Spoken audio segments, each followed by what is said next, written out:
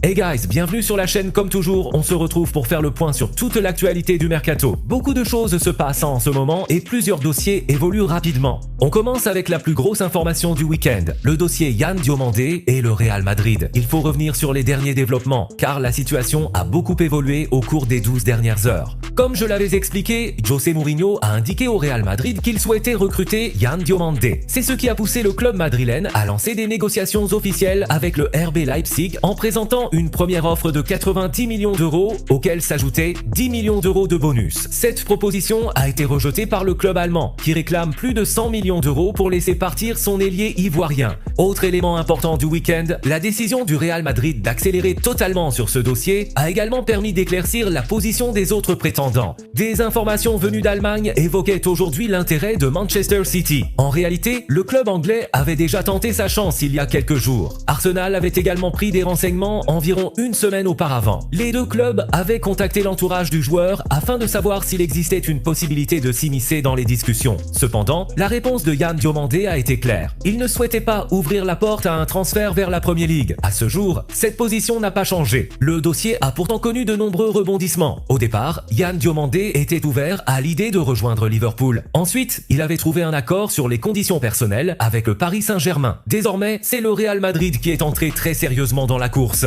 Je peux également vous révéler un détail supplémentaire. Ces derniers jours, le Real Madrid a effectué un déplacement dans le cadre d'une véritable mission consacrée à Yann Diomandé. Les dirigeants madrilènes ne se sont pas contentés de transmettre une offre officielle au RB Leipzig. Ils ont également tenu une réunion en face à face avec les dirigeants du club allemand tout en rencontrant des personnes proches du joueur. Le Real Madrid a donc mené une offensive très importante pour tenter de convaincre toutes les parties. La grande nouveauté de ces dernières heures est que, selon mes informations, le Real Madrid a désormais reçu le feu vert de Yann Diomandé concernant les conditions personnelles. Après avoir ouvert la porte à un transfert vers Madrid, le joueur est désormais tombé d'accord avec le club espagnol. Un contrat de 5 ans a été validé entre les deux parties. Après avoir trouvé un accord avec le Paris Saint-Germain au mois de juin, Yann Diomandé possède désormais également un accord complet avec le Real Madrid sur les conditions personnelles. Le Real Madrid aborde donc la suite des négociations avec beaucoup de confiance. Pendant ce temps, le Paris Saint-Germain a tenté de revenir dans le dossier au cours des 12 à 20 dernières heures afin de concurrencer une nouvelle fois le Real Madrid. Le club parisien disposait pourtant de près d'un mois pour conclure cette opération sans parvenir à trouver un accord avec le RB Leipzig. Comme je l'avais déjà expliqué, il existait également une certaine confusion autour de la représentation du joueur et de son agence, ce qui a compliqué les discussions.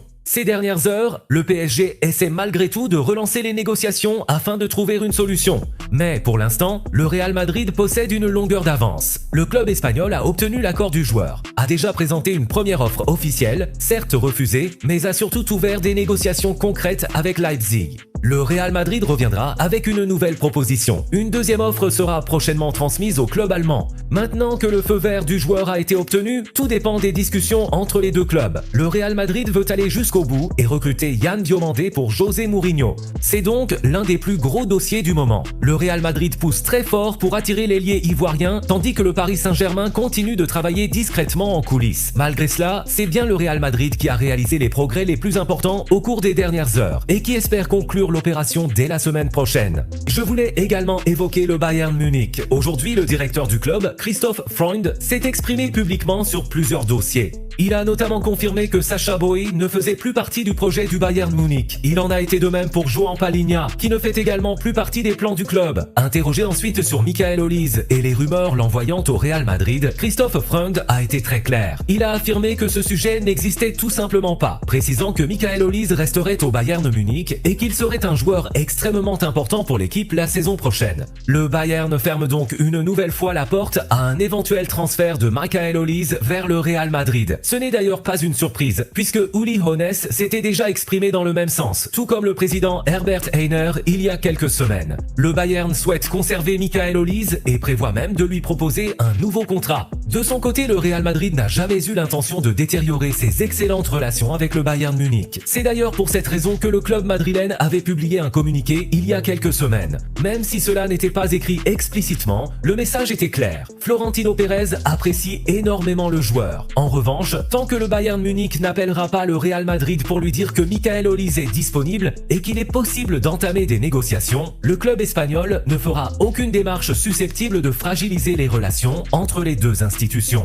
Le fameux Gentleman Agreement entre le Bayern Munich et le Real Madrid reste donc totalement valable. Aujourd'hui, la position du Bayern est très claire. Michael Olise n'est pas à vendre et une prolongation de contrat est même prévue. C'est aussi l'une des raisons pour lesquelles le Real Madrid a décidé de concentrer tous ses efforts sur le dossier Yann Diomandé. Du côté de Nottingham Forest, une nouvelle offre de plus de 20 millions d'euros est en préparation pour Gylfairo Reid, le latéral droit du Feyenoord. Un accord avec le joueur ne devrait pas poser de problème. Nottingham Forest est donc déterminé à aller au bout de ce dossier. Enfin, parlons de Tottenham. Le nom à retenir reste celui de Savinho. L'entraîneur Roberto De Zerbi a expliqué qu'après avoir renforcé son milieu de terrain puis sa défense, son équipe devait désormais recruter en attaque. Il a précisé que son effectif comptait déjà d'excellents joueurs, mais qu'il souhaitait désormais ajouter des joueurs de très haut niveau, capables d'apporter une véritable plus-value, et non de simples renforts. Savinho fait partie des joueurs que Tottenham veut absolument recruter. Les discussions se poursuivent et le club londonien reste très intéressé par l'ailier brésilien. Le dossier est toujours actif.